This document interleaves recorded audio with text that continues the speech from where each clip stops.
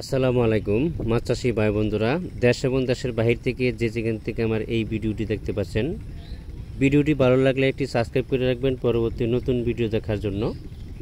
আজকে আমি আলোচনা করব 2025 সালের নতুন বছরের বোয়ালি অরিজিনাল থাই পাঙ্গাস মাছের পোনা সম্পর্কে।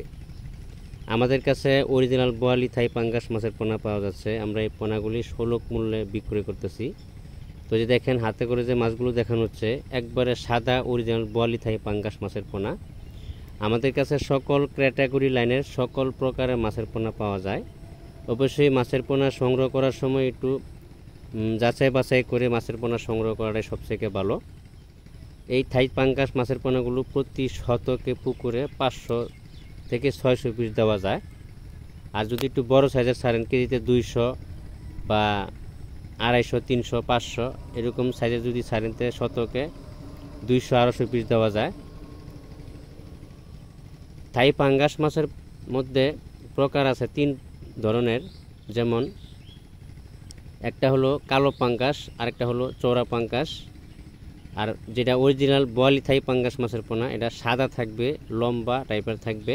এই যে দেখেন এখানে ছোট বড় মাছ দেখানো হচ্ছে। যেটা বড় সাইজের মাছ, এই মাছটা হলো এক গ্রেডের মাছ, অর্থাৎ বড় ব্রড মাছ থেকে যে উৎপাদিত পোনাগুলো আছে এই ধরনের পোনাগুলো।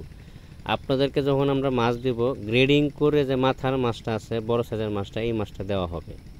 অনেক সময় আপনারা মাছের পোনা সংগ্রহ করেন, গ্রেডিং করে মাছের পোনা সংগ্রহ করেন না। আপনারা যে পুকুরে কালচারের সময় ছোট বড় হয়, একটা আধা কেজি হয়, একটা 2 কেজি হয়, এরকম সাইজের হলে বাজারও তেমন একটা দাম পাওয়া যায় না। এই জন্য মাছের পোনা সংগ্রহ করার সময় গ্রেডিং করে যে ফার্স্ট গ্রেডিংয়ের যে পোনাটা আছে এই পোনাটা সংগ্রহ করার চেষ্টা করবেন। তাহলে কালচারের সময় মাছের সাইজ এক সাইজ হবে, বেচার উপযুক্ত হবে এবং কি বেচতেও সুবিধা হবে আড়তে। পাঙ্গাস মাছের পোনার খাবার নিজে বাজেই বা নিজেরাই তৈরি করে দ্রুত বড় করতে পারবেন, বা মুরগি লিটারও খাওয়াতে পারবেন, পাশাপাশি ফিডও খাওয়াতে পারবেন।